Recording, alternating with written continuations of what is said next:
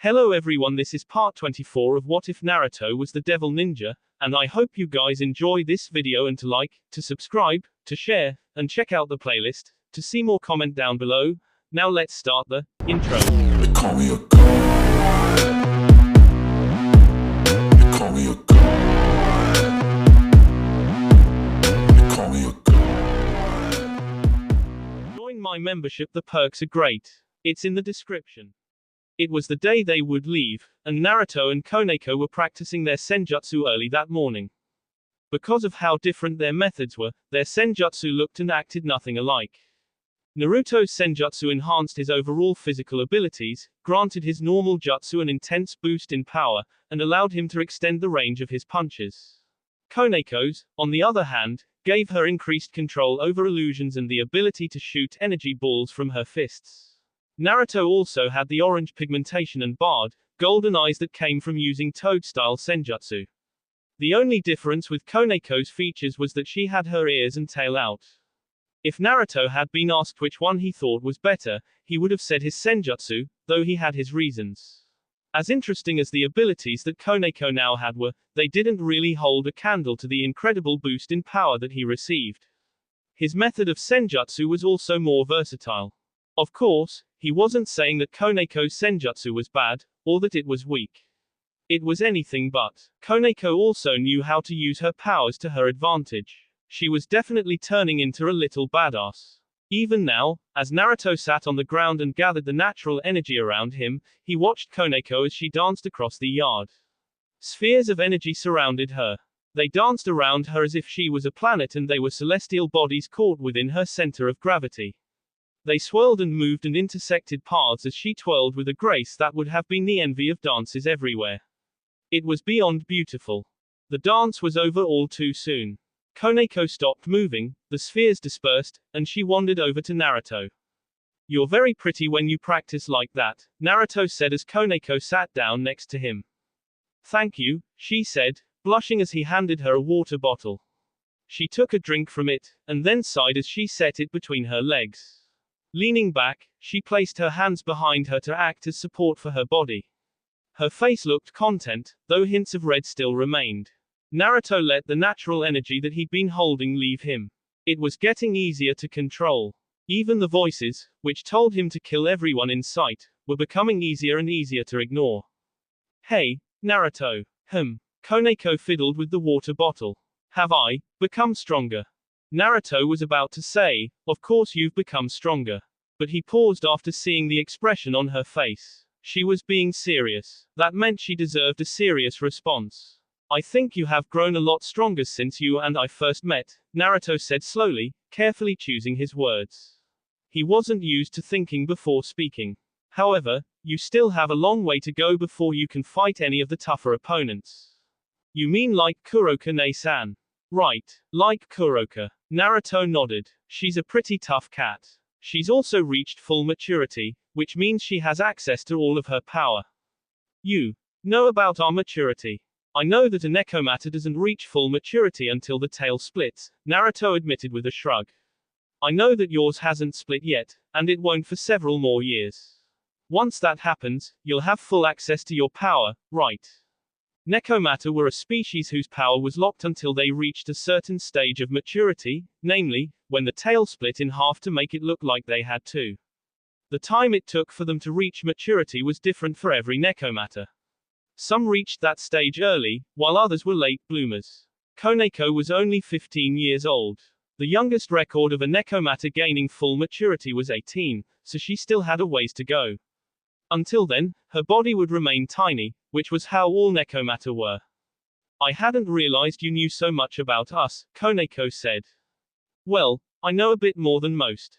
The truth was that Naruto had been speaking with Kuroka on this matter. Ever since he'd returned, in fact. It was only a matter of time before he and Koneko took that next step in their relationship, so he wanted to be ready for when that time came. "Do you know about our, mating season?"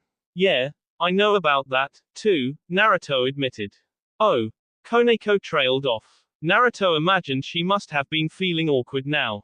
She couldn't seem to look him in the face, and when she was caught staring at him from the corner of her eye, she'd turn away with a blush. Maybe I should use more tact. You don't have tact. It's never been my strong point. Well, I think we've been out here for a bit too long.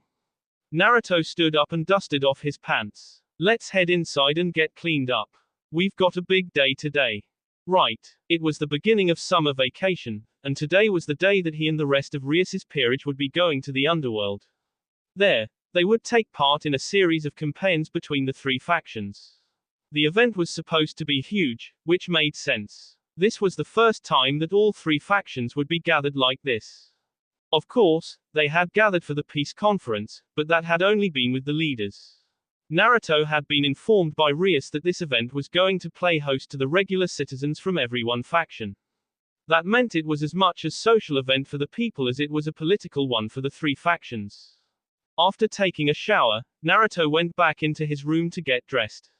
Rias was already awake. She was already fully dressed.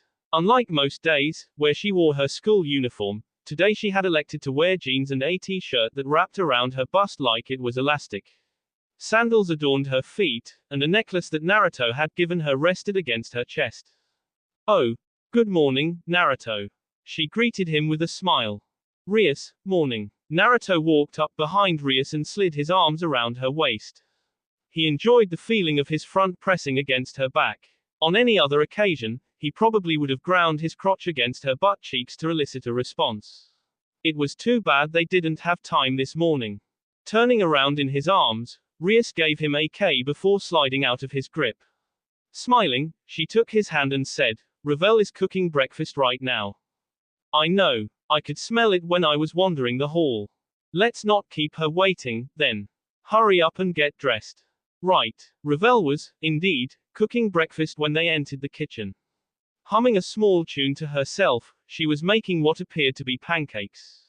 Given that sweets were her specialty, it made sense that she would make something sweet for breakfast. That morning, Revel wore a simple pink gown, which swished around her ankles as she moved. It looked a lot like her normal outfit, except it didn't have the same level of ostentatiousness as the other one. This gown was more austere. It had less decorations and frills. She was currently barefoot, her feet padding lightly along the floor, and an apron had been thrown over her dress. Good morning, Naruto-sama, Rias-sama, Revel greeted. Please sit down. Breakfast is almost ready. Koneko and Irina were already sitting at the table. They were talking about something, though Naruto didn't know what. It looked like Irina had been giggling at something that Koneko said. However, when he and Rias entered the room, they both clammed up. I wonder what they were talking about. You. Maybe. While Rias went over to a chair, Naruto wandered up to Revel. The girl had turned her back to them again. It looked like she was putting the finishing touches on breakfast. Grinning, Naruto wrapped the blonde girl in a hug from behind. Revel squeaked and nearly dropped the pan, but he grabbed it before she could get herself burnt. Naruto-sama. Morning, Revel. Naruto nuzzled his nose against Revel's hair. He paused as a familiar scent hit him. Is that my shampoo? Ah, I was all out, Revel stuttered. Is that a problem? No, I like it. Makes me feel like I've marked you somehow. That's not something you should be saying. Revel squawked. Naruto just laughed as he leaned down and kissed her on the cheek. I'm just teasing. Revel's cheeks looked like they'd caught fire. That's not very nice. Giggling interrupted them. Naruto turned to look at Rias, Irina, and Koneko. They appeared to have been talking about something, though they ceased talking when they noticed him looking at them. He frowned. They were totally talking about me, weren't they? That is a reasonable assumption. What time are we leaving for the Underworld? Irina asked as Naruto unwrapped his arms from around Revel and sat down in the seat next to Koneko.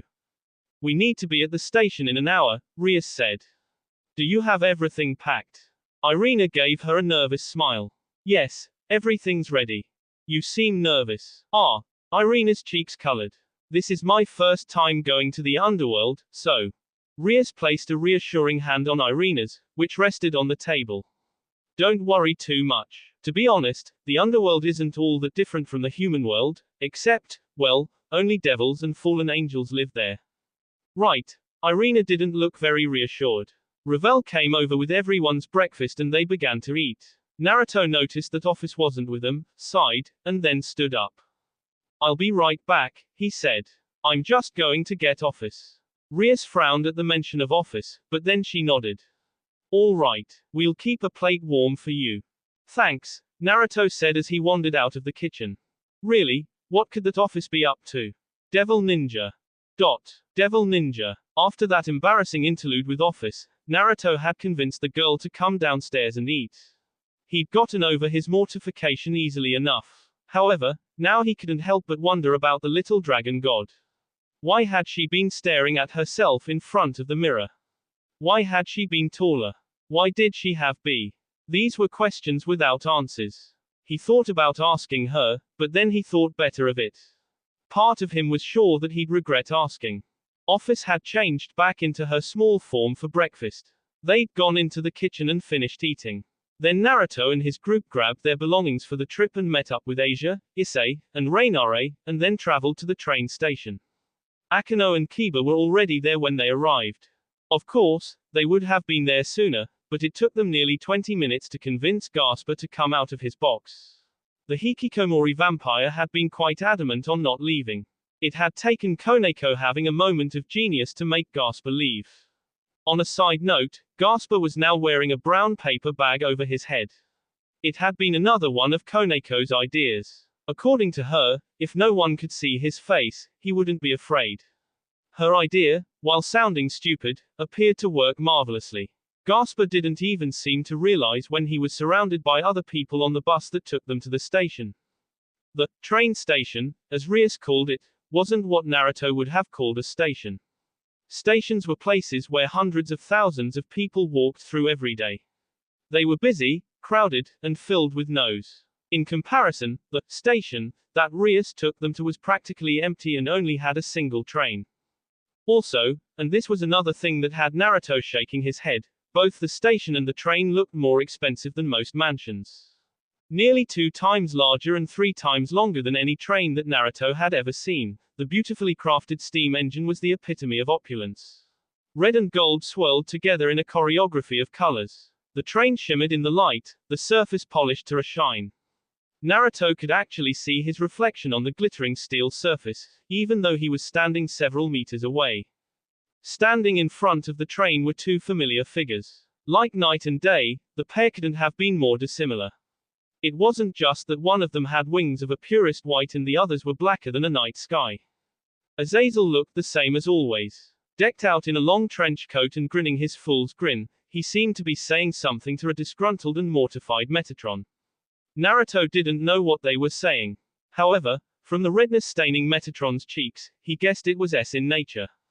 Metatron might have been a ninja-obsessed idiot, but he was about as pure as they came.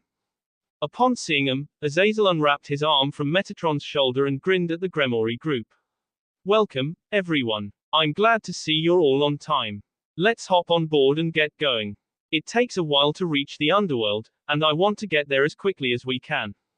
Someone's excited, Naruto mumbled into Rias's ear. Maybe a little too excited, Rias agreed.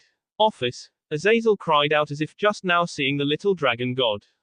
It's lovely to see you again, and in such a cute form, too.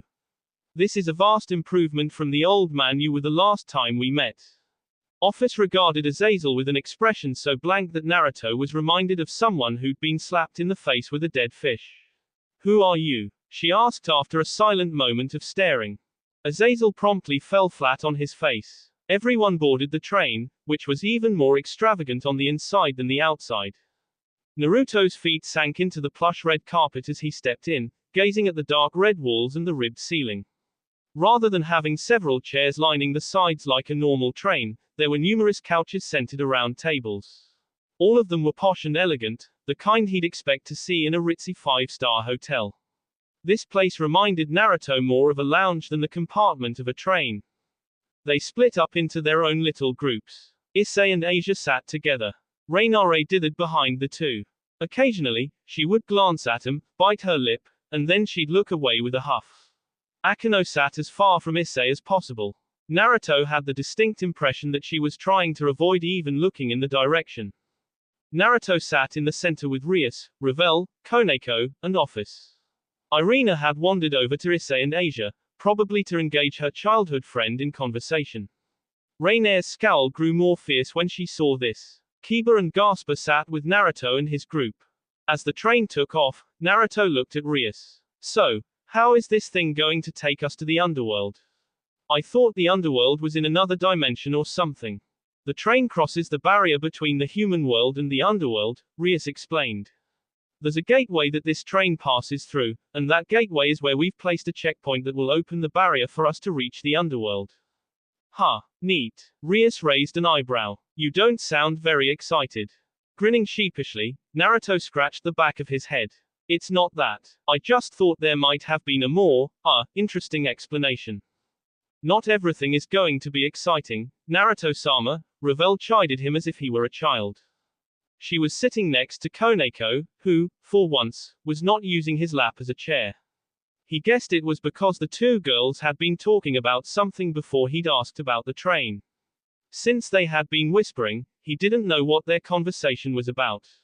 He hoped they weren't talking about him, or if they were, that they were only saying good things. I guess not, he admitted, looking around. This place looked like it could fit over 100 people. This train is kinda big, isn't it? Do we really need this much space? This train belongs to the Gremory family, Rias said. I'm sure you've noticed by now, but we devils enjoy flaunting our wealth. Devil families are constantly competing with each other, Revel added. We're always trying to one-up one another in displays of strength and prestige. That's one of the reasons rating games are so popular. It allows us to display our strength to other devils, which increases our prestige in return. Rias nodded. The Gremory family is also one of the 72 pillars. We're elite, so we like to show that to everyone. That reminded him of the nobles that he'd known in the elemental nations. The daimyos, in particular, seemed intent on displaying how wealthy they were to each other. It was like bragging rights. Naruto didn't get it. I don't understand the need for such things, Office said, her bland eyes staring at the opulent interior. If you wanted to travel to the underworld, I can just rip a hole through this dimension. I'd prefer to not have someone I don't fully trust tearing holes through time and space, Rias said dryly. Office looked like she wanted to pout. The hours passed idly spent chatting or playing games. Irina, Issei, and Asia eventually joined them in a game of cards. Rainare looked like she wanted to join but was too proud to say so out loud. Akano stared at the group longingly, as if fighting the urge to come over with them, but then she would look away again. After playing a few games of cards, several members of the group fell asleep. The trip to the underworld apparently took several hours. Naruto didn't know why it took so long, but he also didn't ask. Koneko and Revel lay side by side on the couch, looking adorable as they slept together. Issei and Asia were leaning against each other on another couch. Rainare had also finally sat down next to them. She would occasionally look at Issei's lap, as if she was contemplating using it as a pillow, and then look away.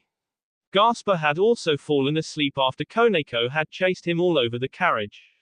Naruto, Rias, Irina, Office, and Kiba found another place to sit, away from the others and by the window. Office was sitting on Naruto's lap, having demanded that he pet her. They had already passed through the barrier, which meant that, instead of a vast colorless void, Naruto was staring at a massive plot of land that looked, honestly, not that much different from the human world. There were mountains and plains and cities. The only difference that he could see was the purple sky that spread out over their heads. Naruto had been told that, originally, both day and night had the same sky, but the Four-Mouse had changed it so the underworld had a night. This was done because the vast majority of devils were reincarnated humans, and the lack of night messed with their ability to function. We should be arriving at one of the cities in Gremory territory soon, Rias informed Naruto. She was leaning against him, resting her head on his shoulders. A while ago, she and Irina had been speaking animatedly about what the exorcist should expect while in the underworld. Now Irina was staring at the passing scenery like he was. Have you been to the Gremory estate, Kiba? Naruto asked. The last time he'd been to the underworld, he'd not visited the estate but one of the Gremory family's other mansions. He remembered, during that time he'd taken Revel out into a nearby city and found a nice ramen shop. A few times, Kiba said. We usually travel to the underworld at least once a year, so I've gone every year since I've become a devil. I'm still kind of nervous, Irina admitted, her voice soft. Don't get me wrong. I don't dislike devils, but I'm so used to us being enemies that traveling to the underworld with them is nerve-wracking. I guess that's understandable, Rias said. But you shouldn't think of it like that. If you did, then wouldn't the fact that you've been living with devils for the past few months be even more nerve-wracking? The expression on Irina's face was that of a child who'd just been told the secrets to life. I never thought of it like that. I think it's time we all started thinking like that, Rias said. Irina nodded and went into a thoughtful silence. I wonder where Azazel and Metatron are, Naruto said after a time.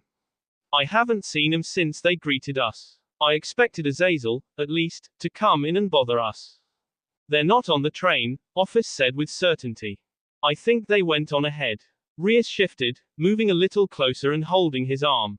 There are other ways to enter the underworld, and I believe that as high-ranking members of their respective societies, they're likely busy dealing with political matters.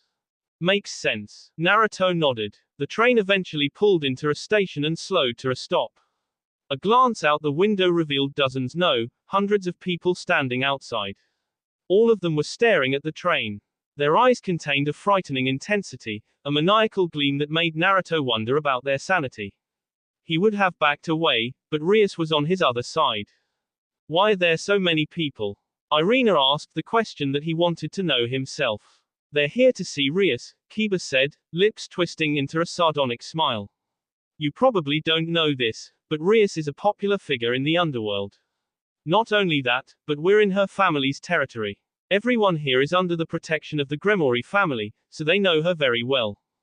Huh, so Rias is something of a celebrity, then. Naruto glanced at his blushing girlfriend, whose cheeks reminded him of fire hydrant. Not something of a celebrity, Kiba corrected. She is a celebrity. Oh, Naruto, Kiba said, his voice suddenly serious. Ah, yes, be prepared for a lot of hate. Fway. Naruto had absolutely no idea what Kiba meant by that. However, after waking up the others and exiting the train, he soon realized exactly what Kiba was talking about. The moment they exited the train, a great roar went up. Applause echoed across the station like thunder striking the ground. People cheered and whistled. They were going wild. Naruto even saw signs being held aloft, all of which said, "Welcome home, Rias Gremory." In big, bold print. Men wolf whistled and women squealed. Everyone looked at her like she was the second coming of Satan. Naruto walked next to Rias as they stepped down from the station. There was a staircase that was clear of onlookers, and a path was being kept open by several armed devils in armor, which lead to a chariot. Rias-sama. Look over here, Rias-sama. You're so beautiful. We love you. People cried out as Rias walked past them. It seemed like everyone had a terrible case of hero worship, or perhaps even an obsession, for his girlfriend. Rias seemed to be more loved than what he believed was natural. Even the Hokage hadn't been this loved. Who is that person standing with her? I don't know, but he does look kinda familiar. I know who he is. He's the one who beat Riza to a pulp. So, he's Riza-sama's new peerage member. They're standing awfully close together, don't you think? Damn bastard. I already want to kill him for standing so close to Rias-sama. Great, these people are jealous and they don't even know who I am. Imagine how much they'll love you once they discover that you and Rias are sharing a bed. Naruto shuddered at Kurama's words. I hope they don't find out for a while. That said, if they try anything, I'll kick their asses. The group entered the chariot that would take them to the Gremory estate. Sitting with Rias on one side, Ravel on the other, Koneko on his lap, and Office glaring at Koneko from the opposite seat, Naruto consigned himself to a long ride. Devil Ninja. The Gremory grounds surrounding the estate covered 265 square kilometers of land. It wasn't just a single type of terrain either. The chariot they rode in moved past mountains, plains, forests, and hills. Naruto was impressed, but at the same time, he wondered what they did with all this land. Surely, there had to be some purpose to it. Right. More impressive than the surroundings was the house. As they pulled up to the entrance and exited the chariot, Naruto couldn't help but gawk at the massive mansion, which looked more like a castle to him. Towers jutted into the sky like the spires of a mountain. Grand columns and flying buttresses were the decor of the day. Even the door, which appeared to have been made from an expensive wood that glistened with a polished sheen, looked more costly than an entire pantheon of high-end sports cars. Is this seriously where Rias and her family live? Issei squawked. I mean, I know they're loaded with more money than I've got sperm cells, but this is ridiculous. What are they? Royalty. Yes, Koneko answered. Rias's family is one of the 72 pillars. That's essentially royalty right there. Didn't you know that? I didn't, Issei confessed. Koneko deadpanned. Idiot. As two servants held the doors to the estate open, Naruto and the others proceeded inside. Welcome home, Aju-sama. A choir of maids and butlers chorused.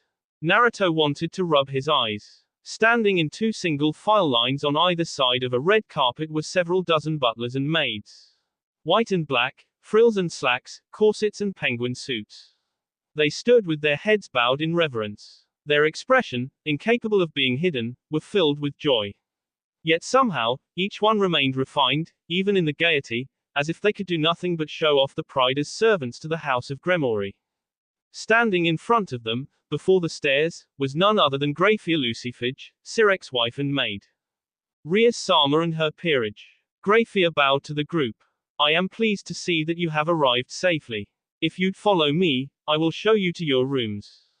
Grafia didn't give them a chance to respond. She turned on her heel and walked up the stairs, forcing the others to follow, lest they lose sight of her.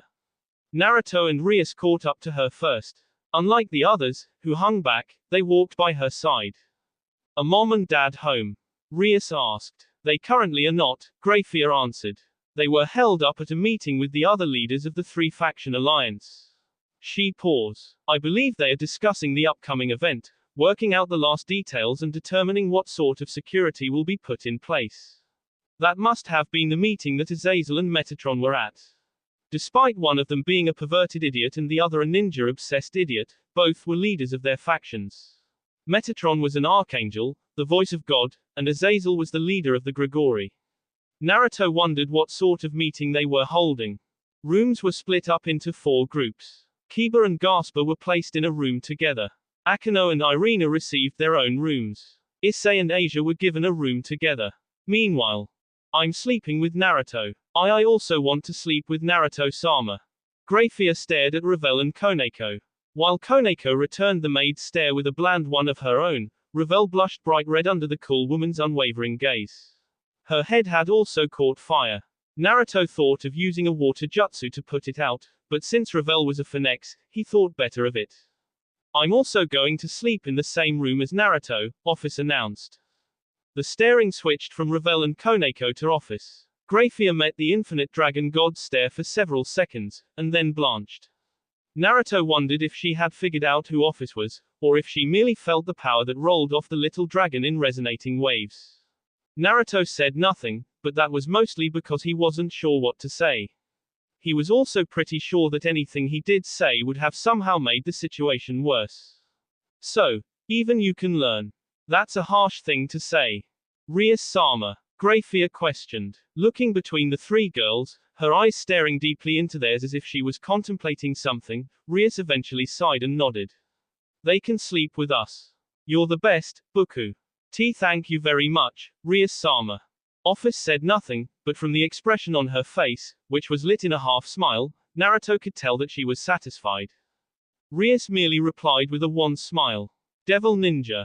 Naruto wasn't sure what to think about their sleeping arrangements, but that was why he left it up to Rias. If she thought that Koneko, Ravel, and Office sleeping with them was okay, then it was fine. That said, he wasn't sure how this would work.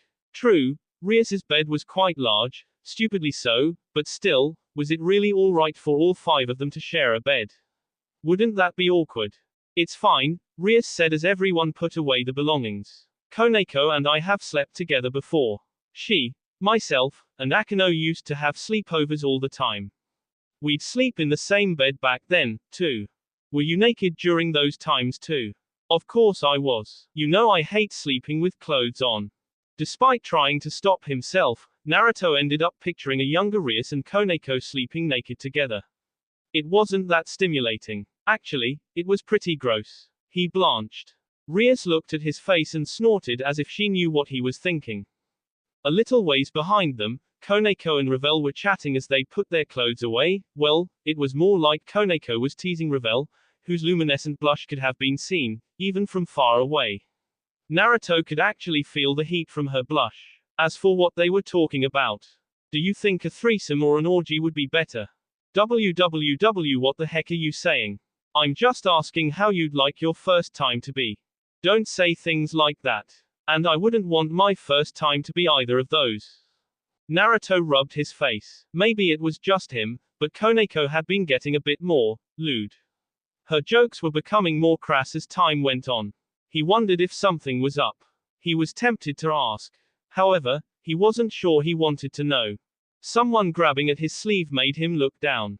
Office, who'd been unobtrusively walking beside him, was staring at him with a bland expression. White hair is talking about S, right? Koneko stopped arguing with Ravel to stare at Office. Who are you calling, white hair? Naruto didn't know how to respond to Office's question, but since he was sure she already knew what S was, he guessed it was best to be honest. Yes, she is. I see. Office went silent. Naruto waited for a moment to see if she would say more. When she didn't, Naruto looked up at Rias, who spotted his questioning glance and shrugged. She didn't know what was up either, apparently. After they had packed everything away, Grafia returned and asked him to follow her. It seemed Rias's family had returned from the meeting and wished to have tea with them. They met up with the others and were then led into a large room that, like all of the other rooms, held an appearance that was beyond exorbitant. It was about the same size as his old apartment. The soft carpet was like a pillow under their feet as they walked across the room. Walls decorated with expensive artwork, stained glass windows, and bookshelves filled with tomes made the place feel like an extremely rich snob's library. There were 2 people sitting at a small table with 4 chairs. Naruto recognized them from the dinner after their rating game with Riza for next. One of them was a man with red hair like Rias, a trimmed goatee, and a refined aura. The other, a beautiful woman who could have been Rias's older sister, sat with a calming yet somehow mischievous aura. Rias. The man greeted, standing up and giving Rias a hug. It's been a long time since we've seen you. Or, I've missed you so much. Dad. A flustered Rias squirmed in her father's grip. Not in front of my peerage. Ha ha ha ha. Don't worry. They can give me a hug, too. Dad. While Rias's old man laughed, her mother stood up and graced Naruto with a smile. Naruto, Venelana greeted. It has been a long time since we've last seen each other. You're looking well. Naruto, for the first time in a while, wasn't sure what to do. It seemed as if he was being singled out for some reason. Was it because he was dating Rias? That had to be it. He hoped she wasn't upset with him. Thank you, Gremory, Sama. Venelana's lips twitched. Was she grinning? Why are you being so formal? I would much prefer it if you called me Mom. Mother. Venelana gave them a beatific smile. After having their fun at the daughter's expense, Rias's parents bade her and Naruto to sit down. It wasn't until this moment that Naruto realized what he thought this was. He sort of hoped it wasn't that, though. The last thing he needed was her parents butting into his and Rias's relationship. Of course, they are her parents, so maybe they're just worried. They're devils, Naruto. Do you really think they'd be worried like normal parents? Well, I guess not. Still, I can hope, right? To be young and delusional. We're very glad that you could come all this way, Rias, dear, Venelana said. Especially because we have so much to discuss.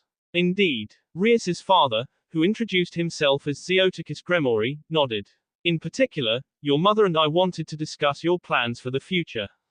Sitting beside Naruto, Rias twitched. My plans for the future. You mean you want to know whether or not Naruto and I plan on getting married, don't you? That's what this is really about, isn't it? Venelana and Zeoticus looked at each other, and Naruto felt like he could see the chakra churning through their bodies. He wanted to groan. Did they really think they could get away with this and not expect Rias to figure out what they were doing? Their act was so blatantly obvious that even he knew what they were doing, and he was about as dense as people came when it involved matters like this. I'll second that. Shush you. We weren't thinking about that at all, Zeoticus said. Venelana gave her daughter a charming smile. Though now that you've mentioned it, How are the two of you getting along? Rias glared at the two. We are getting along just fine. We also don't need you butting in. I sense a catfight. So do I. Rias, dear, there's no need to get upset. We're merely asking our daughter about her relationship with the man that she is seeing. Surely, there is nothing wrong with that. Naruto could already see how this would go down. Venelana and Zeoticus were going to double-team Rias until she grew tired, frustrated, or flustered, and then they would turn their attention on him.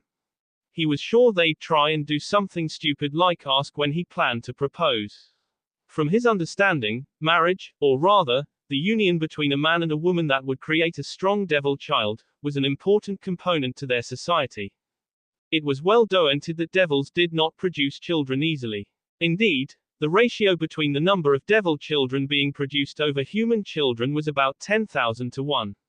Of course, this was for pure-blood devils. Half-breeds, or rather, children born from reincarnated devils, were more common.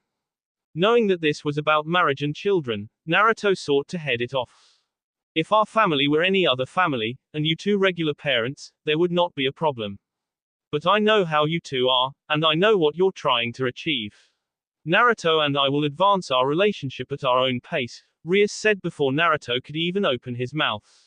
A stare-down took place between Rias and her two parents, though it seemed as if Rias was the only one taking it seriously.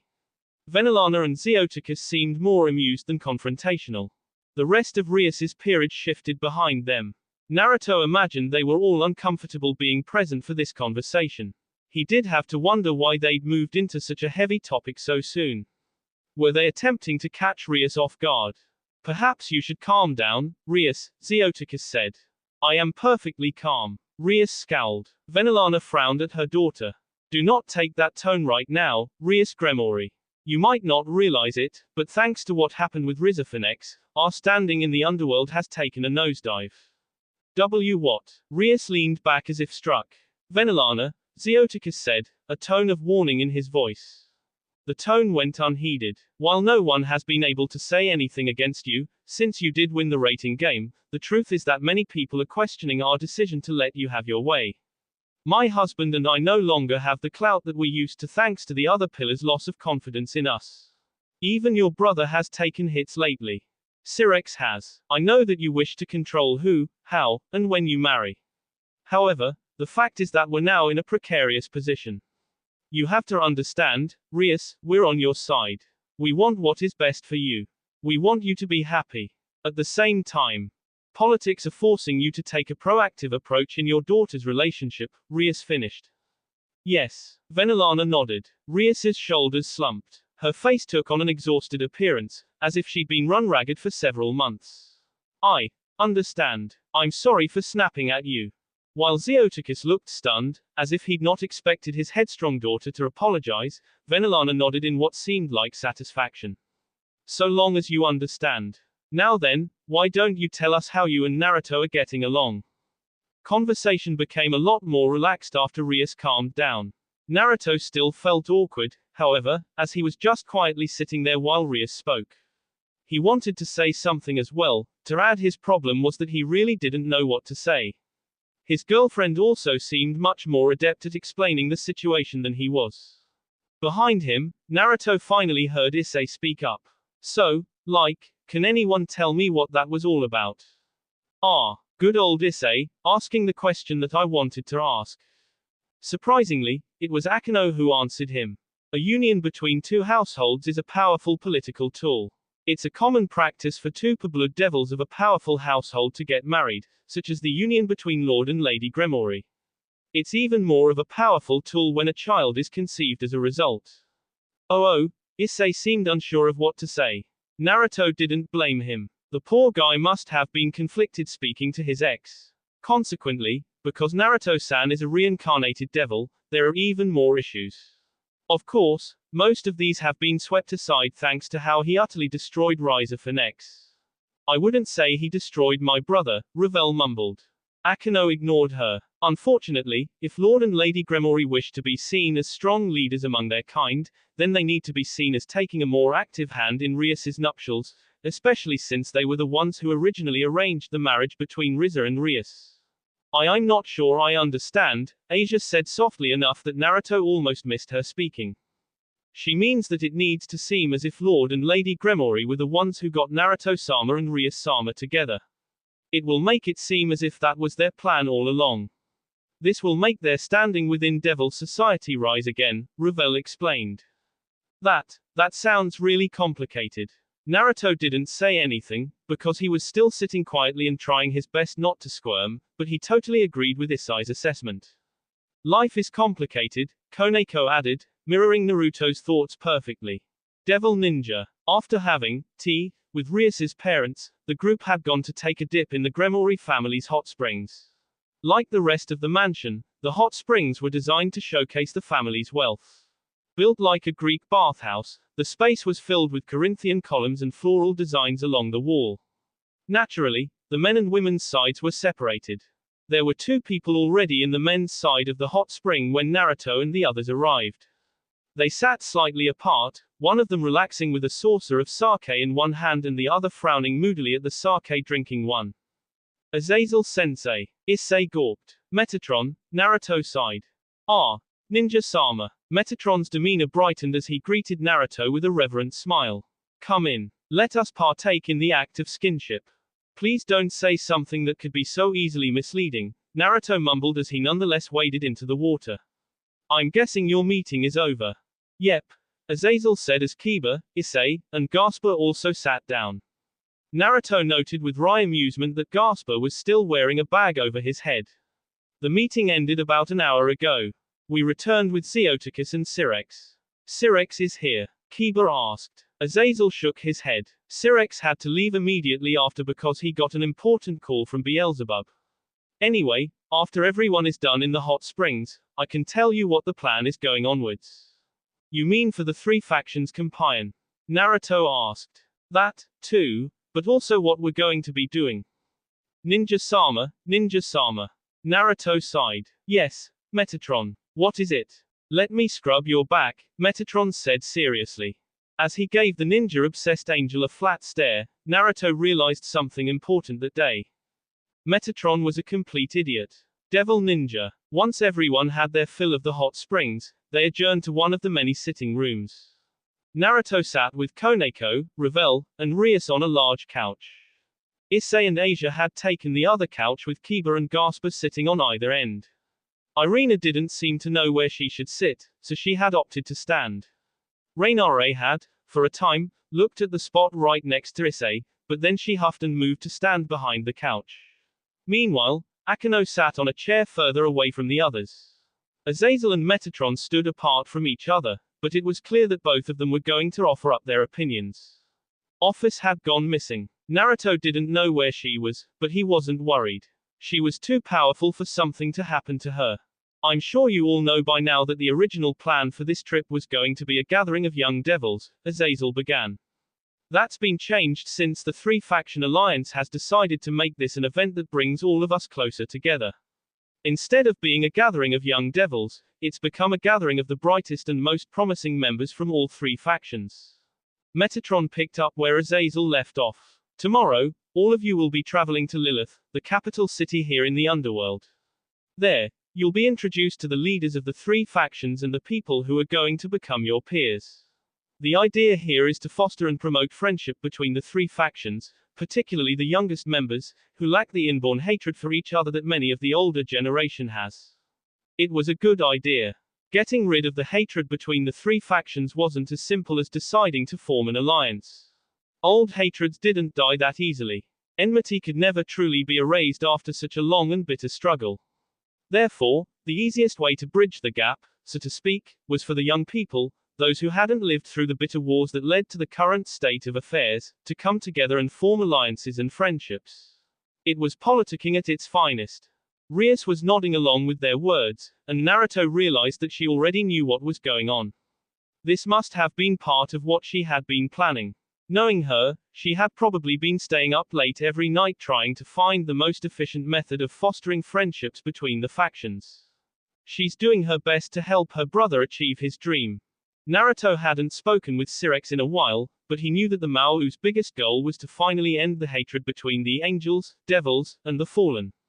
It was the goal that he'd been working toward for the past 50 years or so. Even though she complained, Rias always worked hard to help her brother further his goals. Who is going to be at this gathering? Asked Issei. There are numerous people from all three factions who will be there, Azazel answered. On the devil's side, there's Diodora Astaroth, Seekvira Ageres, Cyrorgbale, Zephyda Glacia Labolas, and Sona Citri. That's a ridiculous name, Naruto muttered. Who the hell would want such a long name? Shush. Rias hushed him, tapping on his thigh. The angels only have 3 people participating in the Compion, Metatron admitted. Angelus, Israel, and Ruel. They're currently the only new generation of angels who have a full set of brave saints. Unlike the devils, who'd been capable of reincarnating humans for centuries thanks to Beelzebub, and the fallen, who regained their ranks every time an angel fell from grace, the angels were the only faction that had been losing members.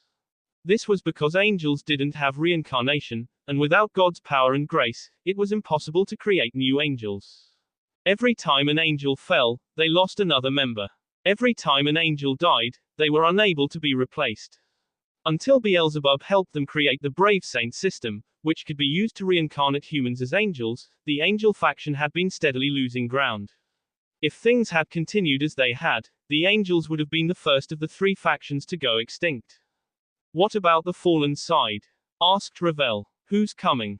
We have 4 fallen angels coming with their legions, Azazel told them.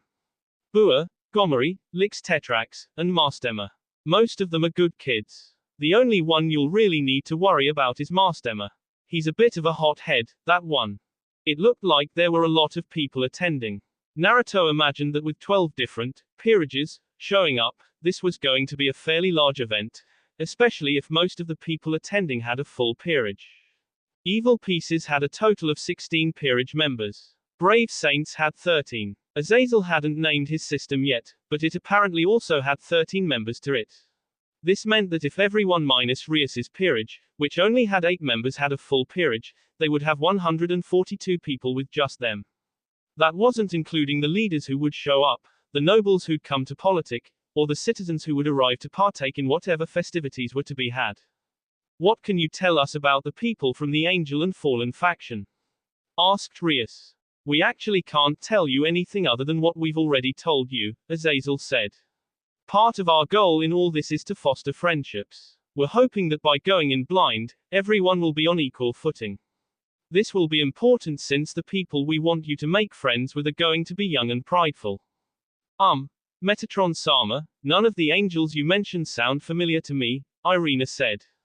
That's because they're relatively new to this world, Metatron told her. All of them are 15 or 16 years old, like you. I thought new angels couldn't be born, Rias said. Metatron shook his head. New angels cannot be made. God is the only one who can create angels. However, thanks to Michael Sama, it is possible for angels to give birth to children via natural reproduction. I thought S was a sin, Naruto muttered. That is not quite true, Ninja Sama. Metatron raised his pointer finger as if emphasizing his point. Lust is a sin. However, S in and of itself is not. The problem is that birthing an angel requires both parties to be at complete peace while the process is happening. If they are not, if they feel lust, then not only will both angels become fallen, but their child will be born a fallen as well. Naruto thought about that for a moment, and then slowly nodded. Yeah, I can see how that would work, I think. Sounds like a pain, though. It is quite difficult, Metatron agreed. That is at least half of the reason we angels do not have many children. The 3 who are going to the gathering are the first 3 children we've had in over 200 years because angels kept falling during the process. That was a long time, like, a really long time. Naruto couldn't even imagine 200 years. Hearing that a group of individuals hadn't been able to produce kids in that long sounded ridiculous. Azazel clapped his hands. Anyway, now that you know what the plan is, you're all free to do whatever you want for the rest of the day. Just be sure to get a good night's sleep. We'll be leaving tomorrow afternoon. Devil Ninja. Everyone woke up early the next morning and, after getting dressed and eating a light breakfast, they were taken to the chariot that would drive them to the train station. Fortunately, there were no fans to greet them this time. Once they had boarded the train, Naruto, who was tenderly scratching Koneko's cat ears while she sat with her head in his lap, asked Rias a question that had been bugging him since they entered the underworld. Why the hell do devils use trains so much? Rias shifted in her seat. Sitting next to her, Ravel peered at Koneko with envious eyes. Office, who appeared to be reading a magazine he didn't know what it was about, glanced up before she went back to her reading. It's because they're convenient, mostly, Rias admitted. Of course, we do have the ability to warp from place to place, but warping into another person's home, or to a political function, is considered bad manners. So it's frowned upon. Yes, but there are also more practical reasons. Rias paused. Trains are easy to maintain and they don't cost much to build. It's also much easier to build railways than it is to build roadways. This is especially true for traveling through the entire underworld.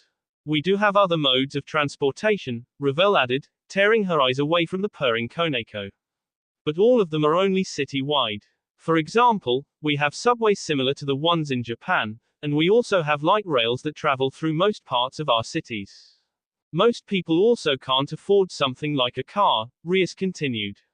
The underworld doesn't have the same resources that the human world has. In fact, one of the reasons for the continued fighting between devils and the fallen was because of the underworld's distinct lack of natural resources. Huh, Naruto mumbled as Ravel huffed, stood up, and walked up to them. I didn't realize natural resources were a problem. They're always a problem, Rias said. Even in the human world. Naruto didn't dispute that. Humans people were always fighting over resources, even when they didn't necessarily need them. Greed was a well-known human trait. Hey, scoot your head over, Ravel said to Koneko. Koneko looked up, and then immediately placed her head back on Naruto's lap. Don't wanna. Ravel's face turned red. I want to sit, I want to do that too. Then you should have gotten here first. Ravel seemed moments away from erupting. Naruto wondered if he should do something, like, try to find a compromise or whatever. Fortunately or unfortunately, Office chose that moment to close her magazine, which disappeared into a distortion within the air. She then stood up and, without ceremony, shoved Koneko off of his lap and sat down. Pet me, she demanded. From the petulant expression on her face, she seemed to be stewing over something. Naruto might have said something, but Koneko and Ravel chose that moment to talk over him. What do you think you're doing? Ravel screamed. Get off Naruto, lap stealer, Koneko said with accusing eyes. No, Office was quite decisive.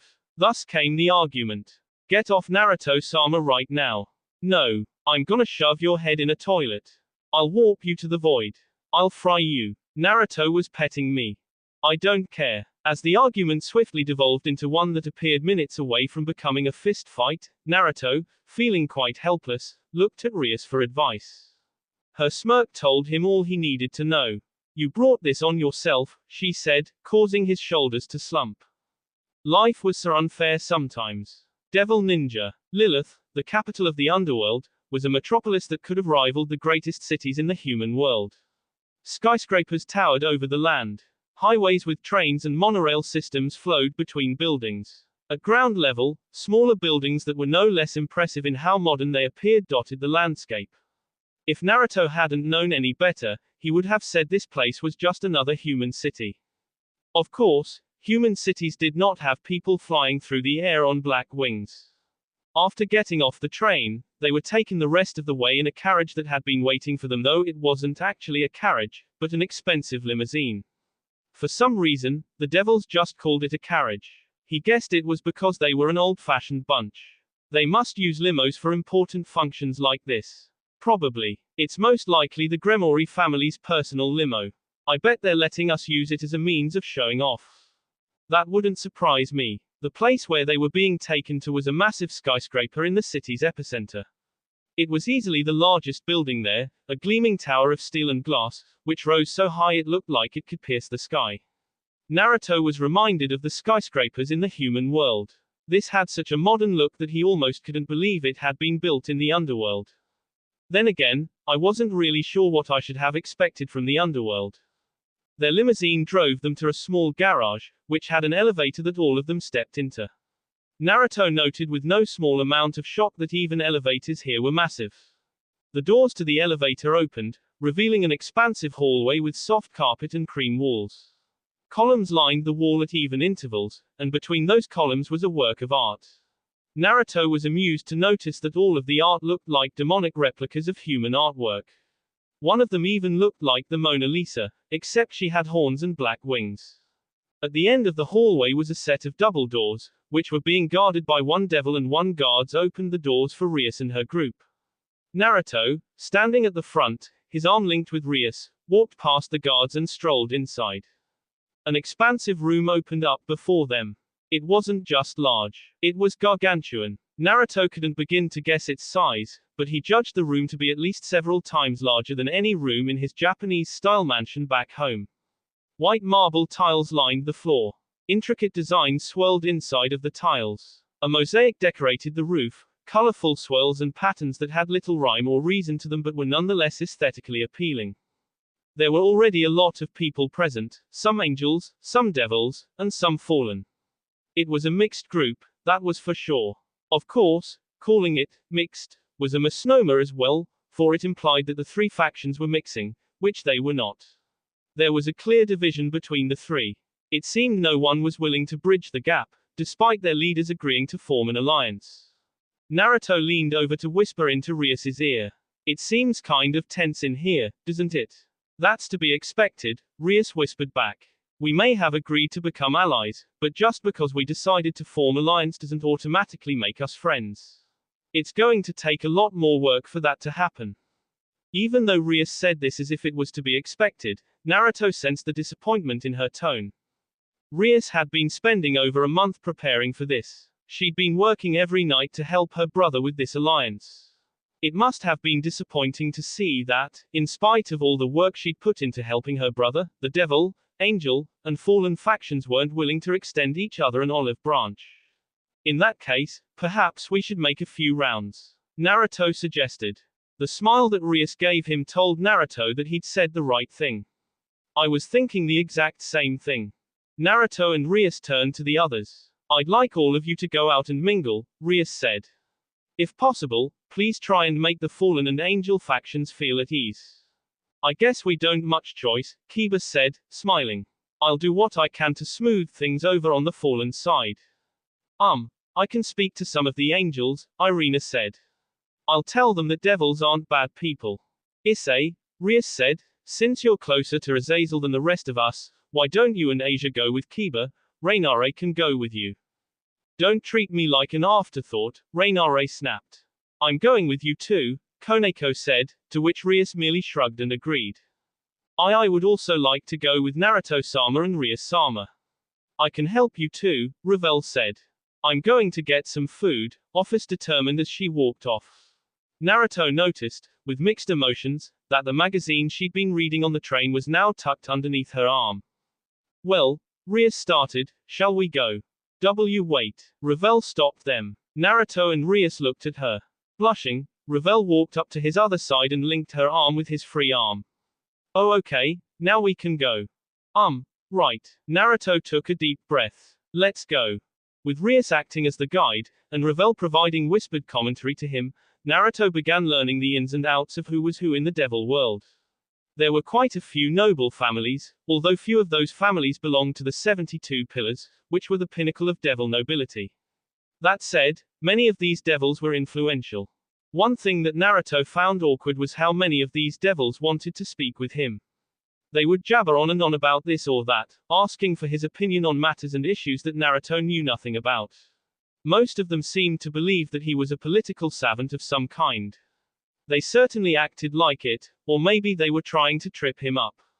That was also a possibility. It's because you defeated my brother, Revel said quietly while Rias spoke with an older devil couple, who'd been introduced as Marquis Duvant and his wife. I don't want to brag, but Rizza was in the top 10 percentile in rating games. He was a strong contender with one of the best peerages. He's also a Phoenix, which means he's stronger than most. The fact that you defeated him is huge. Is that so? I hadn't realized it was such a big deal. It wouldn't be if you were a well-known devil, Revel admitted. The reason it's so huge is because you're a complete unknown.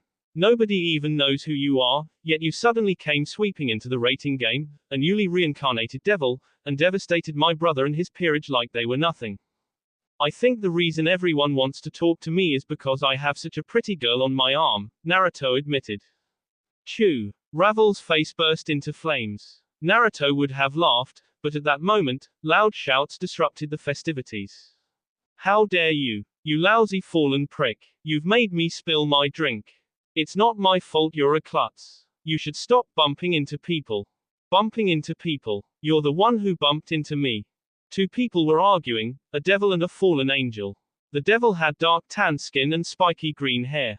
Tattoo designs swirled around his face, and it looked like they extended past his neck. His black and yellow shirt matched his pants, which had ornaments on it that jingled as he moved. The fallen angel that the devil was arguing with had all black clothes, wore a trench coat with a high collar, and had long black hair and equally black eyes. Both of them looked like delinquents. This is why I hate you fallen S. You're all a bunch of cowards who won't take responsibility for their actions. Ha, that's rich coming from devil S like you. You wannaing piece of me. Bring it on, you little devil. Excuse me, a lilting yet petrified voice said, stopping the argument in its tracks. A girl had appeared before them. Her long blonde hair was curly and reminded Naruto of honey. Blue eyes that were like the sky peered timidly from beneath several bangs. She wore all white. Her robes were pristine, as if to emphasize this girl's purity. What do you want? The devil asked, his tone rude and his sneer ugly. I suggest you get lost, angel trash, the fallen one snarled. The poor angel girl cowed as she was put down by the two. Naruto scowled. He'd met a lot of rude people, but these two were the kind of Dutch nozzles that deserved an ass kicking. The devil is Zephyr Glacier Laboas, Rias informed Naruto before he could ask. I see. And I'm guessing that the fallen he's arguing with is Mastema. He certainly sounds like the hot-headed firebrand that Azazel made him out to be. The angel, I think she must be Angelus. Should we step in? Asked Koneko. It was the first time she'd spoken in a while. Naruto turned and noticed that, sometime while he'd been talking with nobles, she'd grabbed something to eat dango, it looked like. There's no need, Rias said. Someone is already about to intervene. A handsome man with black hair and violet eyes had stepped up to the group, placing a comforting hand on Angelus's shoulder. Cyborg Bale. He stared at the two arguing teens. One thing that stood out the most to Naruto was his build. He was incredibly muscular, but it wasn't the hereditary type of muscles that most devils had. Naruto could tell from the way they flexed as he moved that this guy had undergone intense physical training. Maybe he had a trainer like Mito Guy. If that was the case, he'd be wearing green spandex. Naruto grinned as Kurama snorted with laughter, and then turned his attention back to the confrontation. I don't know the reason you two are fighting, Cyborg said, his voice calm and measured. However, don't you think you two are acting a little childish, quibbling like this during an important political event? Childish. Zephyr scowled. Who the do you think you are? I'm just another attendee at this function, like you, Cyborg said. But unlike you, I don't want my chance to meet new people ruined. If you two have a dispute to settle, that's fine, but settle it after this party is over. Zephyr and Mastema looked like they were going to argue, but at that exact moment, the air suddenly became dense. Even from a distance, Naruto could feel it. The air around Cyborg was warping, distorting. Sweat poured from the two who'd been arguing. Oddly enough, Angelus seemed unaffected. Whatever, Mastema glowered. This isn't over yet, but I'm not gonna be a jerk-off like this idiot. I should be the one saying that. Zephyr snapped. The two separated and wandered off. Cyborg stared at him, as if making sure they wouldn't pick up their argument again, and then addressed the female angel, Angelus. Are you all right? Oh, yes, I am fine. Angelus beamed at Cyborg. Thank you for that. I wanted to make them stop, but I'm not sure how to stop a dispute between fallen and devils. Cyborg blushed and laughed at the same time. You just gotta be firm with them is all. Show them that they can't push you around and they'll back down. Yes, I'll take that to heart. Angelus said. Angelus-sama. 13 people ran up to Angelus. Their expressions ranged from worried to indignant. Naruto guessed they were Angelus's brave saints. Angelus-sama, are you okay? A young boy asked. He couldn't have been older than 10 or 12. With unruly black hair and two different colored eyes, both of which were really large, he reminded Naruto of a puppy. He could even imagine a tail wagging behind the boy. Smiling, Angelus placed a hand on the boy's head and ruffled his hair. Oh, yes, I am fine. Thank you for your concern. The boy blushed. Looking down at his toes, he mumbled, "You're welcome." Naruto wandered up to the gathering alongside Rias, Revel, and Koneko. Upon seeing him, Cyborg's expression brightened. "Rias, I thought you'd be here. I haven't seen you since the party celebrating the cancellation of your wedding with Riza."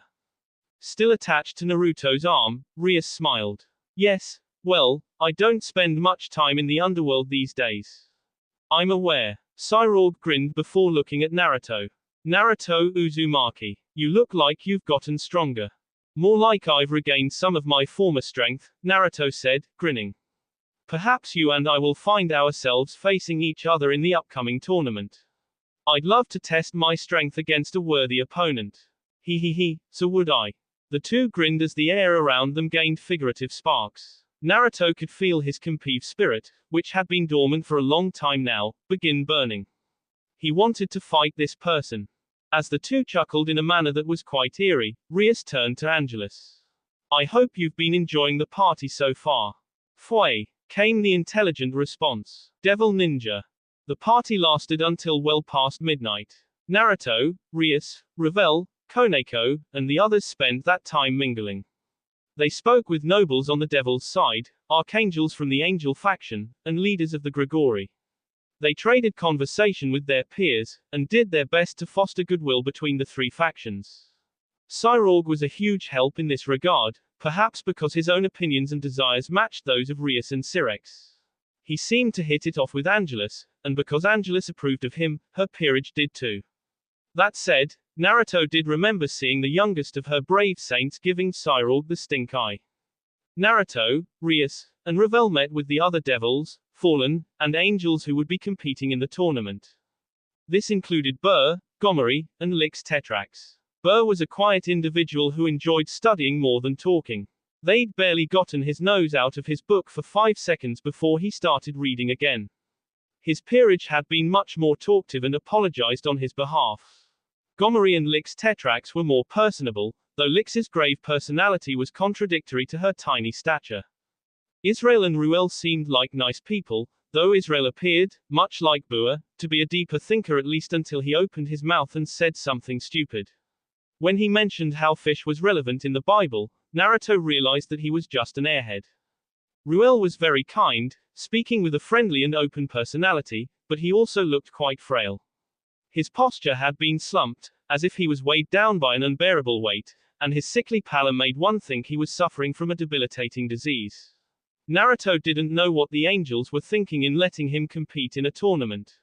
However, he hoped the angel would be okay. Koneko remained by their side while they mingled. She didn't speak much. Naruto learned that her reason for this was because she was neither a noble nor did she have what nobles considered a noteworthy reputation.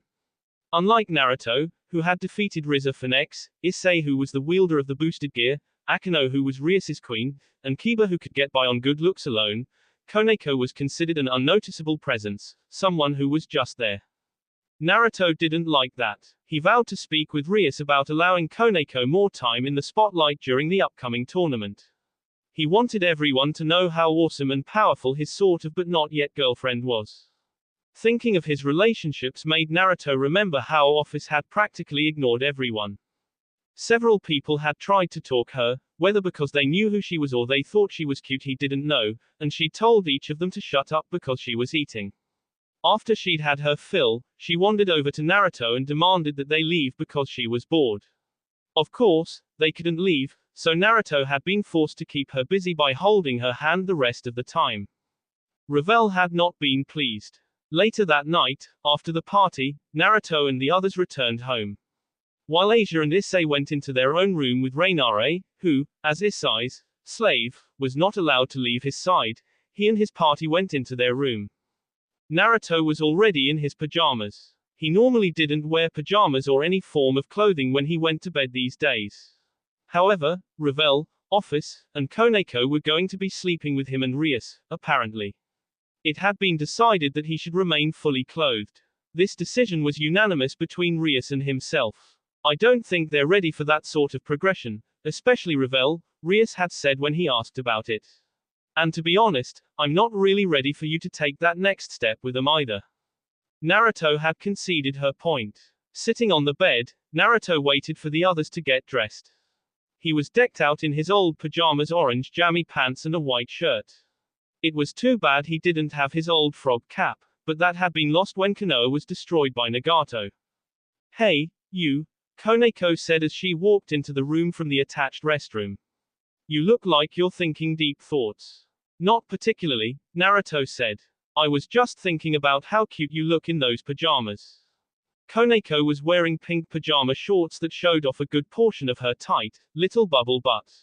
They wrapped around her tush so tightly they might as well have been painted on. There was also a hole in the back, from which her tail sprouted out. Her spaghetti strap shirt dangled off her shoulders, lending her a cute but sensual appearance. That, on top of her cat ears, made for an appealing sight. I'm glad you like it, Nya, Koneko said as she crawled onto the bed. I wore these for you. Is that so? You look really cute. Koneko continued to crawl forward until she was directly in front of Naruto, and then she kept crawling forward still, placing her hands on his shoulders and pushing him down with her rook strength. Naruto fell backwards onto the bed. Koneko laid flat against him, slowly nuzzling her chest. Reaching up, Naruto stroked her cat ears, which elicited a light purring from the Nekomata, devil hybrid. I see you two are enjoying yourselves, Rias said as she and Revel entered the room. Rias was wearing a see-through nightgown. She normally slept naked, and Naruto could tell from the tension in her cheeks that she didn't like being forced to confine herself. On the other hand, Revel seemed at home in her pink, long-sleeved, frilly shirt and pants. We're having a very good time, Nya, Koneko's speech slipped, though she didn't seem to care. I'm glad to see that, but I think it's time we all got to bed. We've got a big week starting tomorrow, Rias said. Everyone was about to climb onto the bed when Revel paused. I just realized something. What is it, Revel? Asked Rias. There are 4 of us. You, me, Koneko, and Office. Yes, Rias said, seemingly not getting the point. Who gets to sleep closest to Naruto-sama? There was a poignant pause. Naruto felt the hairs on his arms and neck prickle. He didn't know how, but he could somehow sense the tension that had suddenly settled over the room like a thick, cloying fog. The girls were all staring at each other, their expressions morphing into one filled with competitive spirit. I think we can decide this in a calm and logical manner, Rias said at last. I agree, Revel added. Bring it. Koneko had already grabbed 2 pillows. A heavy silence passed through the room. Then, like Emi Yoshiro firing a broken noble phantasm from his bow, the 3 burst into action. Pillows flew everywhere as the girls began beating each other senseless with them. Naruto watched, wondering if he should step in. It actually looked fun, and judging by the smiles on the girls' faces, they were having a blast. At the same time, they were competing for something that he couldn't compete for. It was a conundrum that he didn't know how to solve. What are they fighting over? Office asked as she next to him on the bed. They're fighting over who gets to sleep next to me. He turned to look at her. When did you get here? Just now. Huh. Naruto scratched the back of his head. So, are you going to go to sleep? I don't sleep. Oh. Then why did you want to sleep with me? Office shrugged. Everyone else was doing it. I see. That Office, she really knew how to hop on the bandwagon, Naruto determined silently. In the spacious room, pillows would continue to fly for quite some time. Devil Ninja. It had taken nearly an hour for Rias to win the pillow fight. She'd done so by letting Revel and Koneko wear each other out, and then attack them while they were exhausted. The 2 had pouted, but since Rias was the one letting them sleep in the same bed as Naruto, they conceded. It wasn't like it mattered anyway. Naruto had already gone to sleep by the time they finished, and Office had stolen the other free spot.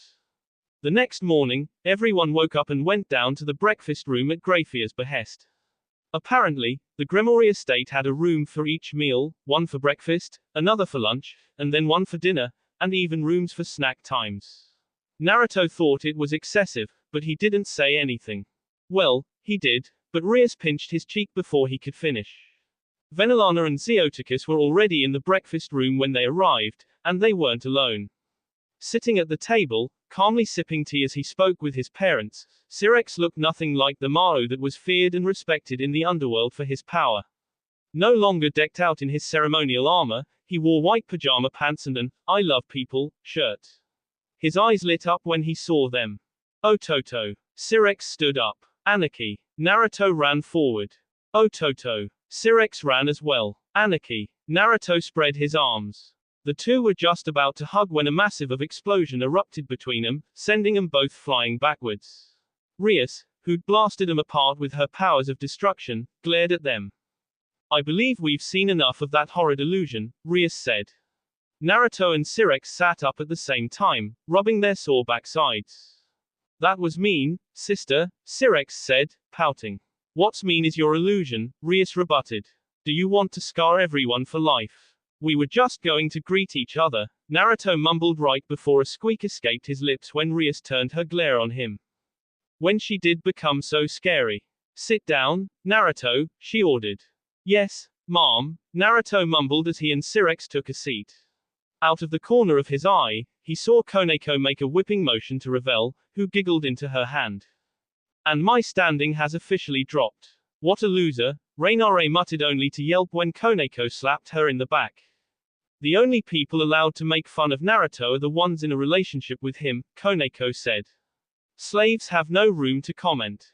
Rainare grumbled bitterly, but she was smart enough to know when she was outnumbered. She sat next to Issei and quietly picked at her food. Everyone else sat down as well, with Revel sitting on Naruto's right and Office sitting on his left.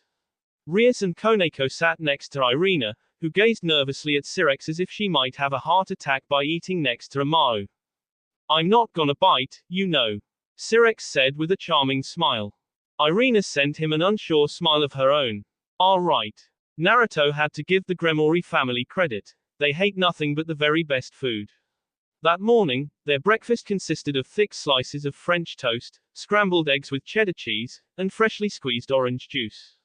Aside from every dish looking like something from a five-star restaurant, it tasted phenomenal. Conversation was sparse. Rias spoke with her parents and brother in between eating. Asia and Issei talked in hushed tones, while Rainare occasionally inputted her own sarcastic opinion. Akano was quiet, but Kiba and Gasper had struck up a friendly conversation with Irina. Well, Kiba was talking about sword techniques. Gasper only spoke when asked a question. Turning to Revel, he saw the girl frowning at her food. It didn't take a genius to know what she was thinking. He could practically see her thoughts. Leaning down, he whispered into her ear. "Your French toast is better than this." Startled, Revel glanced up at him, and, when she caught sight of his smile, her own lips twisted into a smile as well. "Thank you, Naruto-sama." As breakfast wound to a close, Syrex coughed into his hand, gathering everyone's attention. "I wanted to let all of you know how the tournament is going to work. It's basically a series of rating games in which you and another peerage will battle on a stage that will be determined at random. The tournament doesn't start for 2 weeks, which will give you plenty of time to train, and in fact, it's been decided by the leaders that everyone is going to receive 2 days of special training from one of us." "By everyone, do you mean?" Kiba started. "I mean every single member of all the peerages. We're splitting our time between all of you to help you come into your full potential. Along with your peerage, this week we're also giving training to Angelus, Lix Tetrax, Mastema, and Sikvara Agues. Your trainers have already been selected. They'll be here to pick you up soon." Naruto wondered what kind of trainer he'd get. He supposed it didn't really matter. Whoever he got, they probably wouldn't be able to do anything to help him. He didn't need to get stronger. He needed to regain the strength he'd lost. A loud sonic boom slammed into the house. The earth shook as something hit the ground near them. This was followed by, oddly enough, someone ringing the doorbell. Naruto hadn't even realized this mansion had a doorbell. A maid soon strolled into the room and bowed politely to everyone there. "Lord Syrex, Tannen has arrived to pick up Issei Hyaudu." "Good." Syrex smiled and turned to Issei. "You're awfully lucky, Eyes. Unlike everyone else, Tannen is uniquely suited to training you and is unable to properly teach anyone else due to circumstances. You'll be with him for the entire 2 weeks. Why don't you go out and greet the person who'll be training you? Ah, okay, Issei said even though he looked confused. Standing up, Issei followed the maid outside. They listened to his footsteps recede, and then they waited the several minutes it took for Issei to reach the front door. The mansion was huge, so it took a long time. Holy shit, there's a dragon in front of the house. Issei's girlish scream was followed by a booming voice. So, you're Issei Hayaudu, the bearer of the Red Dragon Emperor Gauntlet. I hope you're ready to begin training. What training? More screams resounded around the mansion, reaching him even though the breakfast room was 20 rooms away. Issei's squeals became even less manly. However, they were soon overpowered by a loud flapping sound, like the beating of a massive pair of wings. As the sound faded, Naruto glanced at everyone in the room to see that their expressions mirrored his thoughts perfectly. Anarchy. Yes, Ototo. Whose eyes is trainer? Tannen is a former Dragon King. He was reincarnated by Mephisto Fields into an ultimate class devil. Since then, he has earned the nicknames Blaze Meteor Dragon and Devil Dragon Saint. Since he's a dragon, he lacks the delicacy to train normal people. However, since Eyes is the bearer of the boosted gear, he is a perfect match. Anyway, your trainers should also be here shortly. As if Syrex's words had dialectic powers, a magic circle appeared on the floor. It was not a symbol that Naruto recognized, though Rias did, judging by the shocked eyes she directed at her brother. You didn't. I did, Syrex confirmed just as someone appeared within the magic circle. He had green hair, slicked back to give him an appearance that reminded Naruto of a Yakuza. His light blue eyes contrasted with his tan skin. Unlike Syrex, who often wore ceremonial armor, Ajuka was wearing a lab coat over a collared shirt with a green cravat. Syrex, he said, and his tone was smooth. It was the kind of voice Naruto expected to hear on a male pursuit, not a Yakuza scientist. I've come as you requested. You said that you have a favor to ask of me. That's correct. Syrex stood up and held out his hand, which the man firmly clasped. Beelzebub, I'm sure you remember Naruto over there. Naruto. Beelzebub turned his head, his eyes locking onto Naruto, who became disturbed when his eyes lit up. Ah, yes, I remember him. So, his name is Naruto, is it? How very interesting. I'd like you to give Naruto a checkup. I also want you to help him with his training for the upcoming tournament. So I see. Beelzebub murmured, nodding to himself. Very well. Come along, Naruto. Let's head over to my lab. Wait. Hold on a second. Naruto stammered as Beelzebub walked over to him and placed a hand on his shoulder. Could you at least tell me what? But Naruto never got to finish that sentence. The next thing he knew, a magic circle had appeared underneath them, and he and Beelzebub vanished from the breakfast room. The world around him morphed, colors swirled, and everything appeared distorted. It only lasted for a second, but when the second was up, he and Beelzebub were no longer standing the breakfast room. Instead they were inside of what looked like a lab. Where are we? Naruto asked as he looked around. There were numerous devices placed against the walls, monitors and tubes and strange cylinders with odd-looking creatures were all kinds of weird machines around as well. One looked like a high-tech body scanner from an anime that Rias had made him watch. Another device displayed holographic images of what looked like inventions, though Naruto couldn't tell for sure. This is my home, Beelzebub said. It looks more like a lab. That's because it is, Beelzebub said. I prefer to spend my time inventing, so I rarely leave this place. It got to the point where I spent more time in my lab than I did my mansion, so I just made this place my residence instead. Is that so? You're the first person outside of my peerage and Syrex to have seen this place. Good to know, I think. Naruto looked around a second longer, then focused on Beelzebub. So, what are we doing here? The first thing we're going to do is run some tests, Beelzebub began. I'd like to see how the fairy piece inside of you is operating. After that, we'll be able to determine what sort of training you need to exceed your current limits. Naruto didn't know what Syrex was thinking in having him go with this man, but he knew of Beelzebub, the creator of the evil piece system. He also knew that this man might be able to tell why he didn't have his full power. Syrex must have known this as well. That was probably why he had asked Beelzebub to be his trainer. All right, Naruto grinned as she slammed his left fist into his right palm. Just tell me what I'm supposed to do. The grin left as Beelzebub smiled at him. For some reason, he had a very bad feeling about being here. Devil Ninja. Apparently, telling Beelzebub to, just tell me what I'm supposed to do, was the wrong idea. The Mao had gained an unusual gleam in his eyes at those words. He had then forced Naruto to strip, attached all kinds of strange nodes to his skin, and then had him do all manner of strange exercises. Of course, it didn't start out weird. In fact, the first thing Beelzebub made Naruto do was downright normal minus the fact that he was almost naked. So, all you want me to do is run on this treadmill? That's right, Beelzebub said. Just run on the treadmill. Okay. Naruto started to run on the treadmill, which moved at a slow pace. Of course, calling it a treadmill was a misnomer. Attached to the original machine were several dozen other contraptions that Naruto knew nothing about. However, these devices beeped and booped and lit up, so they must have been doing something. Standing by, watching as he ran, Beelzebub typed into a sleek black tablet. All right, he said after several minutes. Let's make this go a little faster. Faster. Naruto was already running at a good pace. The monitor on the treadmill said 65 kilometers per hour. While he could easily go much faster than this, the way Beelzebub said it made the hairs on Naruto's arms prickle. I don't think I like the sound of WAAAAAAA. Beelzebub pressed a button on his tablet, and suddenly, the treadmill went from 65 kilometers per hour to 130 kilometers per hour. Naruto squawked as he was nearly thrown off the treadmill. Pumping chakra into his legs, he increased his speed to stay on. Good. Good. Now let's go faster. Faster. Now listen here, you holy shit. Naruto couldn't even begin to guess how fast he was running now. The treadmill's monitor said, XX, for the speed. What did that even mean? His legs pumped fast enough that he couldn't even see them anymore.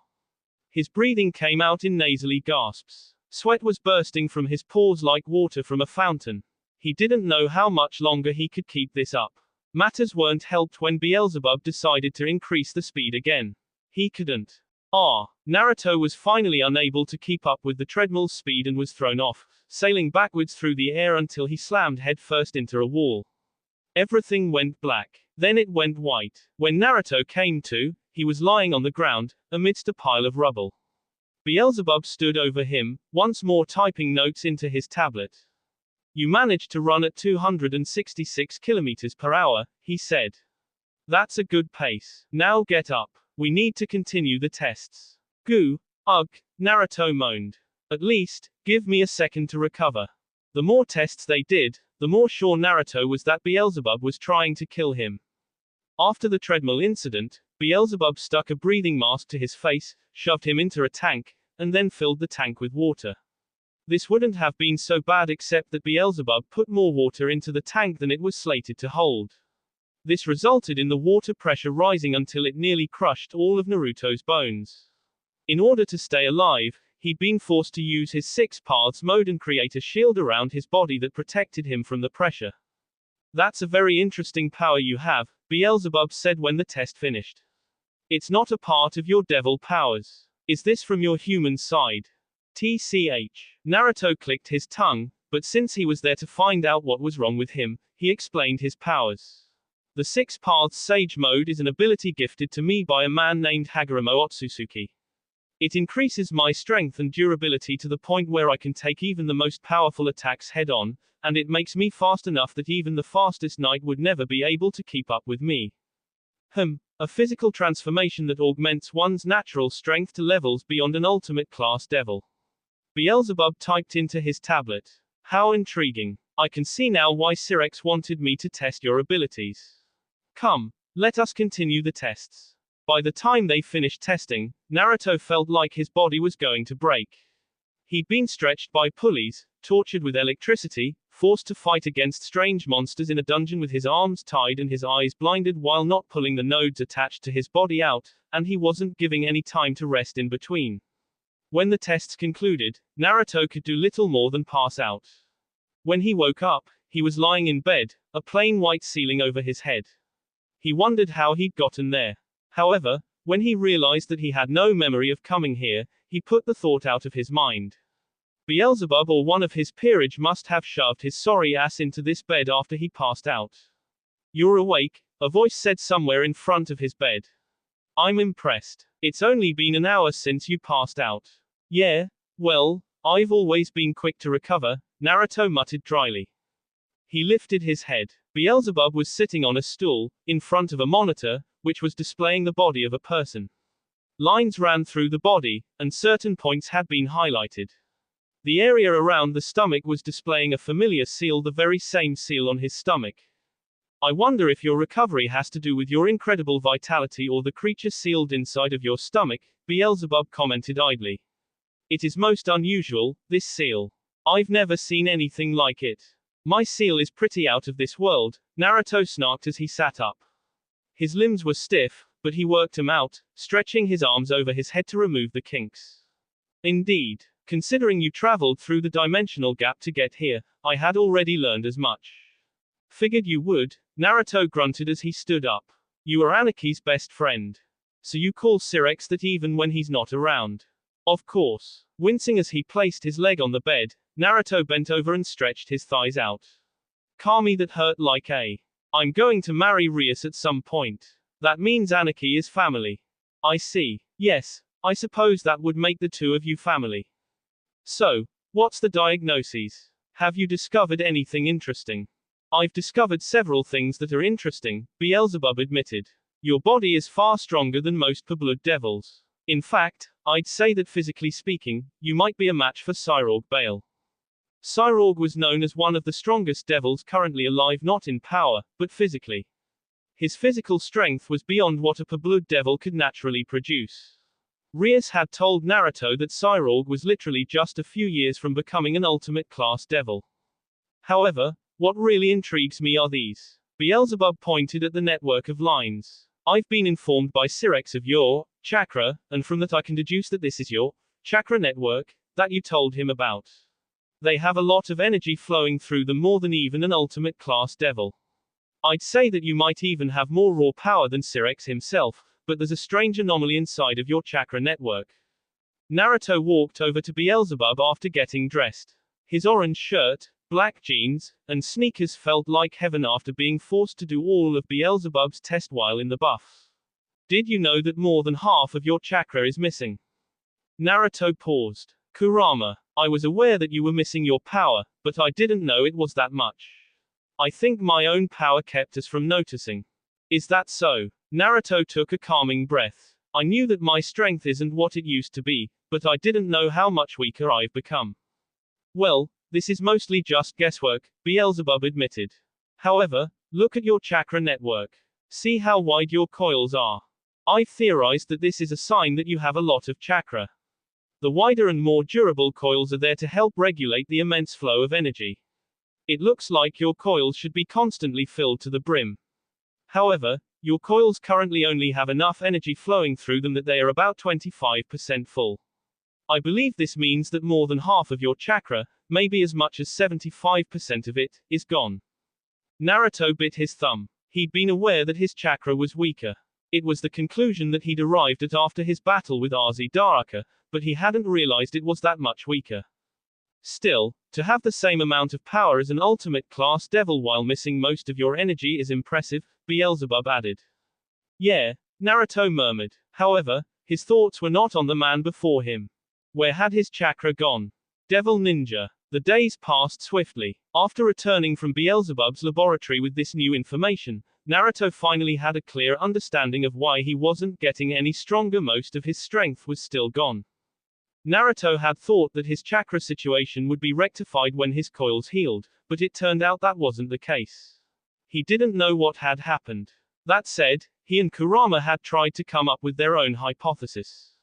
It could be similar to how my chakra was split into yin and yang. If it was split into yin and yang, then I'd only have half of my chakra. I also wouldn't be able to perform most of my jutsu. True, but I'm saying this could be something similar. Maybe someone stole your chakra after we came to this dimension. It would explain why it took becoming a devil to heal your damaged chakra coils. It was true that if most of Naruto's chakra was missing, neither he nor Kurama would be able to heal his coils. Chakra coils required chakra to function, and his had been practically gone, for all intents and purposes.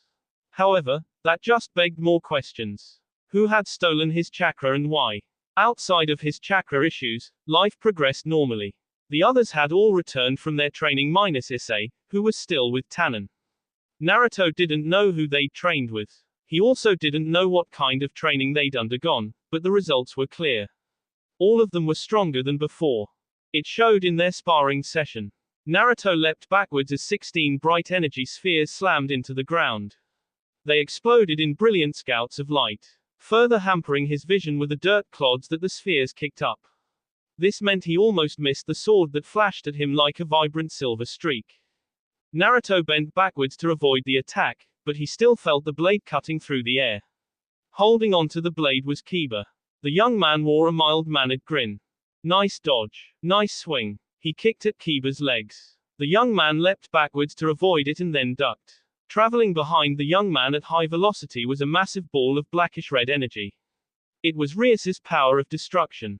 I see. Rias hid her attack behind Kiba so I wouldn't see it until it was too late. Channeling wind chakra into his right hand, Naruto slammed his left foot into the ground behind him, and then launched a punch at the attack. A funnel of wind blasted out of his fist. It slammed into Rias's attack, which became warped and distorted before exploding. She must have put a lot of power into her attack since it also cancelled out his. Kiba and Koneko double-teamed him. They came in from opposite sides, attempting to hem him in.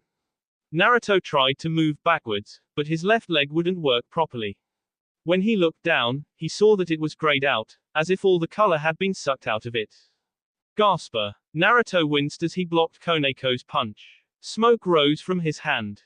Koneko's attack hadn't been just a punch. She's used senjutsu to engulf her hand in energy, and while that hadn't increased her strength, the energy had burned him. Yufufu, let us see you dodge this, Akeno said as she flew over him. Lightning appeared in her hands, which she sent at Naruto. For his part, Naruto had to break out of Gasper's Balor view, and then he leapt backward to avoid the lightning attacks. He expected them to strike the ground and dissipate. That didn't happen. Instead of hitting the ground, the lightning curved and chased after him. Naruto swore as he held out his hands and created a wind barrier. The attack slammed into him and pushed him back. Gritting his teeth, Naruto dug in his heels and put more chakra into his barrier. Akeno's attack was soon overpowered. It dispersed as the wind barrier nullified it. Naruto was about to breathe a sigh of relief, but then he noticed something. He was surrounded. Rias stood in front of him, a reddish-black blade of energy pointed at his neck. Koneko was on his left. She was pointing a senjutsu energy ball into his gut. Behind him, Kiba stood, Ascalon lightly touching the other side of his neck, while Akeno floated above him with lightning at the ready. He couldn't see Gasper, but he assumed that the half-vampire was ready with Forbidden Balor view at any time. I believe this is our win, Rias said. So it would seem, Naruto admitted. Because of his strength, it had been decided that their spars would consist of him versus everyone else. As a group, the Gremory peerage had improved a lot. They fought as a unit instead of individuals. Naruto felt this was the greatest strength, and it would be the key to defeating the other peerages in the upcoming tournament. To prepare the group for their upcoming fights, Naruto had fought using a variety of tactics. Sometimes he would use shadow clones to fight as his own one-man squad. Other times he would fight as an individual with overwhelming power. Each time, Rias and the others needed to work together if they wanted to overcome him. They hadn't been good at first. Naruto was a monster on the battlefield. He used tactics that they had never seen, fought with trickery and deceit, and he knew all of their strengths and weaknesses, which meant they couldn't deceive him. However, as the days passed, the group improved, becoming better with every consecutive defeat. These days, provided Naruto wasn't going full power, they could defeat him 4 out of every 10 battles. Considering how none of their opponents were likely to be as strong as him, save perhaps Cyborg, Naruto felt they were ready for whatever came their way. Of course, sparring wasn't the only thing they did. Every morning they would exercise as a group, and every evening they would study tactics. Their teamwork had improved by leaps and bounds. The only problem was Asia. Without Issei there, the poor girl was like a wilted flower.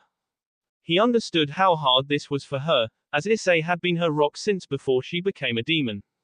Naruto and Rias did what they could for her. They made sure Asia was constantly working to improve her abilities, keeping her occupied with training instead of thinking about her boyfriend, who was currently still training with Tannen. Fortunately for them, Rainare was also with Asia. Though she acted rude and crass, the fallen angel spent more time with Asia than anyone else, and Naruto had seen her letting the blonde girl use her lap as a pillow when she thought no one was looking. He guessed even someone like Rainare would find it hard to hate the girl. Revel, who was not part of the session because she wasn't in Rias's peerage, went up to Naruto and handed him a towel and a bottle of water. Here, Naruto-sama, you look exhausted. Thanks. Naruto smiled at the girl before taking several large gulps of water. His throat was parched. He was also really hot, so he dumped whatever was left on his head to cool off. A loud squeak drew his attention back to Revel. He blinked. She was staring at him with a combusting face and fire on her head. For a moment, he wondered if something weird had happened to her, but then he realized the cause was because he was now soaking wet, and shirtless. Ravel's a perv, Koneko said, her cat ears twitching. The blush staining Ravel's cheeks deepened. I am not. Caxiator is a pervert. Why you? Shut up right this instant. With Koneko teasing a flustered Revel, the group made their way up to the mansion.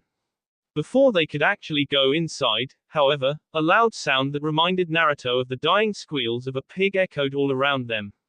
It was coming from above. The group looked up to see Tannen swooping toward them. Clinging to his back, screaming like a child whose balls had yet to drop, Issei Hyaudu had never looked more pathetic. The air blasted in their faces as Tannen landed on the ground.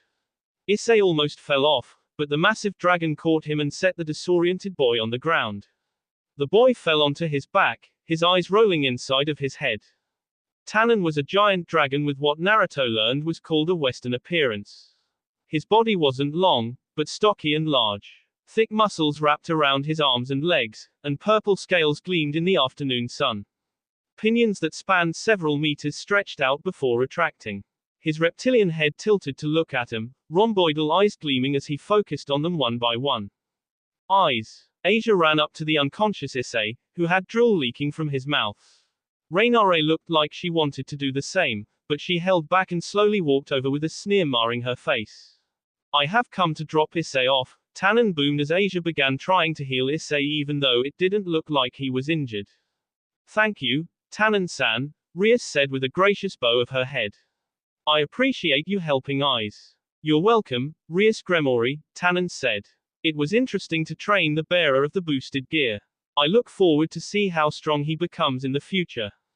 Apparently finished speaking, Tannen gave a mighty flap of his wings. Naruto and the others covered their faces, dust blasted into their eyes. When they no longer had to worry about the dust, they looked up to find Tannen already soaring off into the distance. Ai-san. Ai-san. Asia was still shaking poor Issei, who looked like someone who'd just gone through hell. Oppai, the young pervert muttered weakly. Devil ninja. While the Gremory group worked most of the day, that didn't mean they neglected their rest. It was important to relax. Those who kept working would only find themselves regressing, the talents and strengths they cultivated so much becoming dull with exhaustion. That was why, after Issei had been dropped off, she told the group to spend the rest of the day taking it easy. Naruto wandered the halls, wondering what he should do. Koneko and Revel were somewhere together, and Rias had decided to spend time with Akeno. Issei was probably still passed out. While Naruto could have gone to see Kiba or Gasper, he didn't really feel like it, and Office had disappeared somewhere. He was alone. A sound from behind made his ears twitch. Or not. Looking behind him, Naruto frowned when he saw a head of red hair sticking out from behind a suit of decorative armor. It was the same red as Rias and Sirex. I wonder. Naruto turned around and began walking again. Behind him, the footsteps began moving again. Naruto stopped and turned around. A little boy was walking behind him, his red hair and greenish-blue eyes eerily similar to Rias's. When the boy realized that Naruto had stopped and was now staring at him, he squeaked and hid behind a dresser. Hiding isn't going to help you now that I've seen you. The boy, eeped. Naruto snorted. You're Milicas Gremory, right? Anaki's son. Milicas poked his head out from behind the dresser. Ah, yes, that is correct. And you're Naruto-sama. That's me. Ryusune-sama and Oto-sama are always talking about you. And you were curious enough that you decided to spy on me. An embarrassed blush spread across Milicas's face. I am sorry. With his lips twisting into a half smile, Naruto said, don't worry about it. Anyway, why don't you walk up here with me? I'm still getting used to this place, so maybe you could show me around. Milicas's eyes widened. I'd be happy to.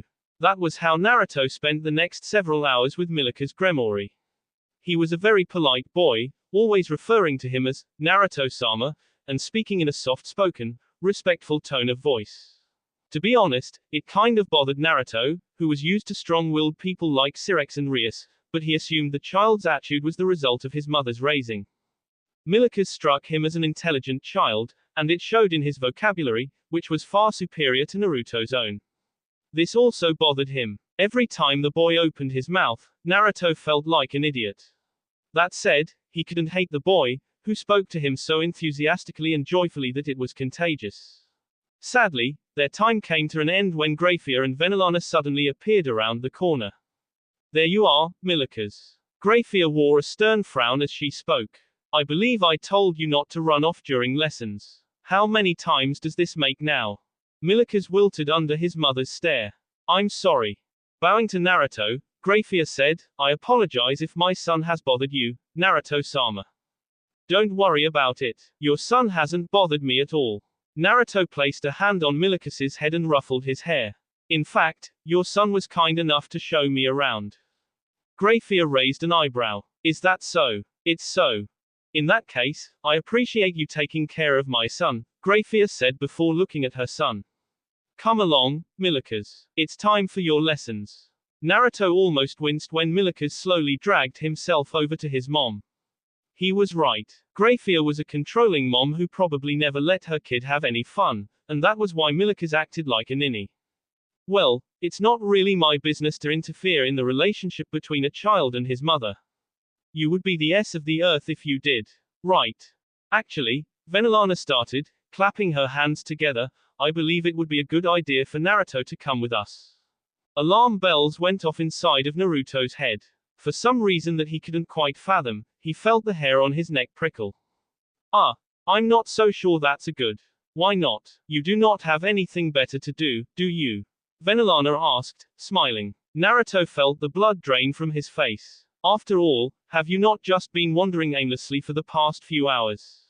In which case, what harm could there be in coming with us? Venelana slid up to him, and, before he knew what was happening, she had grabbed onto his arm and was dragging him down the hall. Naruto didn't know why, but he felt like crying. Devil Ninja. It turned out that what Venelana wanted to do was teach Naruto about Devil Society alongside Milicas. Naruto could already assume the reason. Since he and Rias were dating, and it looked very much like Venelana wanted him to become her son-in-law, she was striving to ensure that he knew everything he needed to not embarrass himself in high society. Too bad Naruto hated learning. One of the most important things to know about Devil Society isn't etiquette, but who isn't important, Venelana was saying.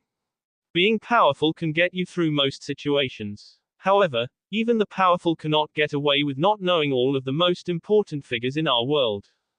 Naruto tried to pay attention to what Venelana was teaching him. She was doing this to help him. Well, technically, she was doing this to help herself, but in helping herself, she would help him.